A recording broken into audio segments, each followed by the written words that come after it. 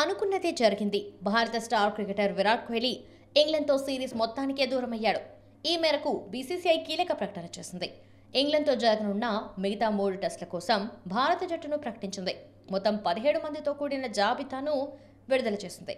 కోహ్లీ వ్యక్తిగత కారణాల వల్ల మిగతా మ్యాచ్లకు కూడా సెలక్షన్కు అందుబాటులో ఉండడని, కోహ్లీ నిర్ణయాన్ని బోర్డు గౌరవిస్తుందని, అతనికి మద్దతుగా నిలుస్తుందని బీసీసీఐ ప్రకటించింది.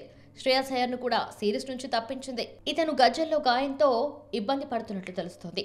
గాయాలతో రెండో టెస్టుకు దూరమైన allrounder Ravindra Jadeja, wicket keeper batter KL రాహుల్ను మిగతా 3 టెస్టులకు ఎంపిక చేసినప్పటికీ ఫిట్నెస్ నిరూపించుకోవాల్సి ఉంటుందని బీసీసీఐ స్పష్టం చేసింది. రెండో టెస్టుకు దూరంగా ఉన్న సిరాజ్ను మిగతా 3 మ్యాచ్ల కోసం ఎంపిక చేసింది. రెండో టెస్టులో రాహుల్ స్థానంలో జట్టులోకి తీసుకున్న సర్ఫరాజ్ ఖాన్, రజత్ పటిదార్, వాషింగ్టన్ సుందర్ను కూడా మిగతా మ్యాచ్ల కోసం ఎంపిక చేసింది. కొత్తగా బెంగాల్ పేసర్ ఆకాష్ దీప్ తొలిసారి టీమిండియాకు ఎంపికయ్యారు. ఇతను ఐపీఎల్లో ఆర్సీబీ తరఫున రాణించాడు. శ్రేయస్ అయ్యర్ను ఎందుకు దూరంగా ఉంచిందో అధికారికంగా బీసీసీఐ ప్రకటించలేదు.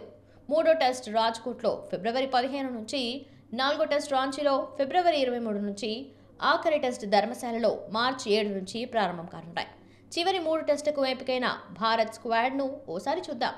Captain Rohit Sharma, vice captain Bumrah, Yashasvi Jaiswal, Shubman Gill, KL Rahul, Rajat Patidar, Sarfaraz Khan, Dhruv Jurel, KS Bharat, Ravichandran Ashwin, Ravindra Jadeja, Axar Patel, Washington Sundar, Kuldeep Yadav, Mohammed Siraj, Mukesh Kumar, Akash Deep.